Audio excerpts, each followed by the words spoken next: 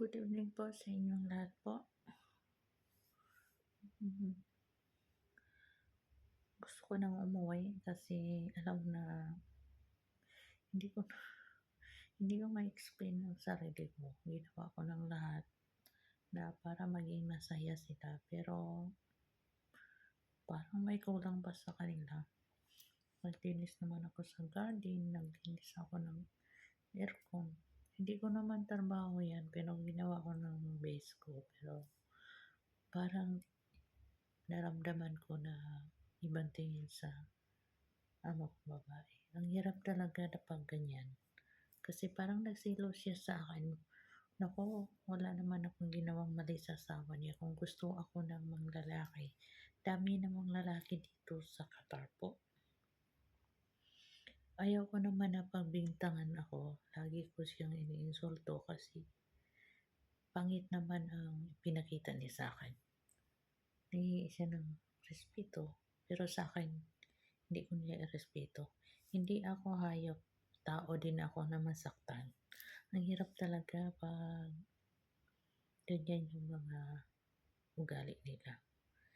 Alam ba ninyo na hindi hindi ko naman sinabi na tama yung ginawa sa iba na pinaslang nila yung mga amo nila na dahil din na hindi na nila kaya.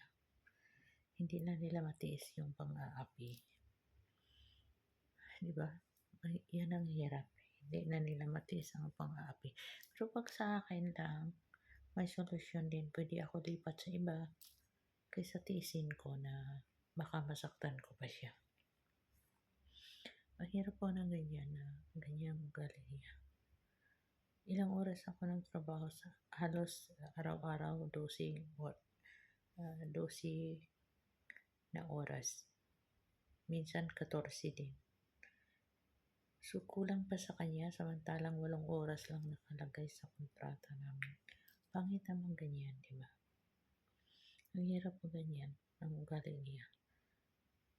So, kahit may sakit ako, hindi ako katulad sa iba na matulog. Kahit may sakit ako, ginawa ko pa rin ang trabaho ko. Ayaw ko na masabi nila na malaki yung sahod ko tapos nahiga-higa lang. Pero hindi naman dapat ang ganyan.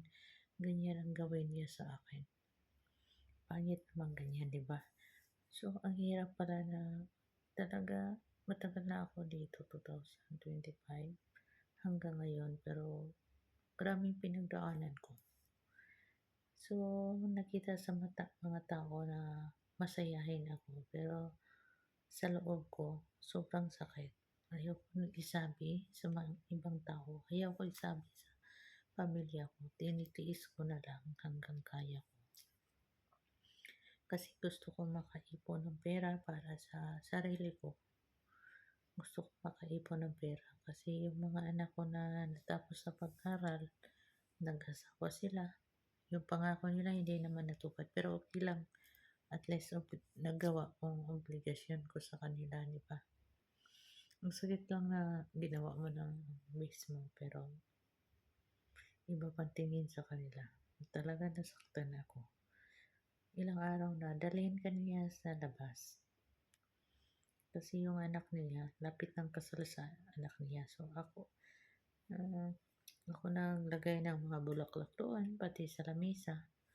Tapos, gabi na, kasi sila hanggang sa umaga yung party nila. Pero, hindi naman siguro pwede na sigawan ka sa mga tao na wala kang mali. Dapat lang sagutin ko siya para matauhan siya. Pangit naman ganyan na tiisin ko na lang lahat. Ayoko ng ganyan na dalhin niya ako para lang ipahiya sa mga tao. Wala naman siyang kaibigan ngayon kasi yung pakialamira siya. Yung kaibigan niya, inayawan na siya. Tapos ako, magawa siya ng ganyan. Pwede ako, anytime pwede ko makalipat ng ibang trabaho. Wag naman po kasi dati gusto na akong lumipat doon na ako, nagpunta na ako sa lipatan ko. Pagbalik ko ayaw niya, sabi niya, hindi ako papayag. Oo, hindi pala siya papayag, bakit ganyang ugali niya? Lahat, kahit anong oras. Hindi ako matakot dito kasi dami kong mga kaibigan, pwede akong makalipat kahit saan, may matuluyan ako. So, pangit naman kanya na gawa siya sa akin ng ganyan, di ba? Ang sakit lang na pakiramdam na ganyan gawin niya sa akin.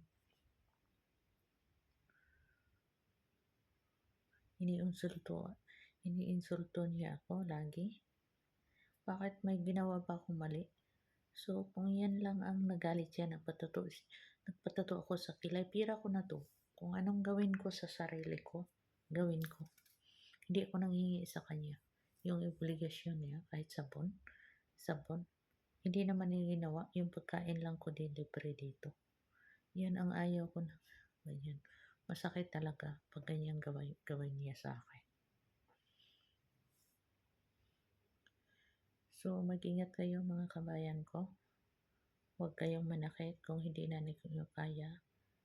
Pwede na kayo magtrabaho sa ibang bahay. Mahanap kayo ng bagong amo. Yan lang suggestion ko kasi yung sarili ko ganyan din ang gawin ko. Salamat po sa inyong panood and God bless you all.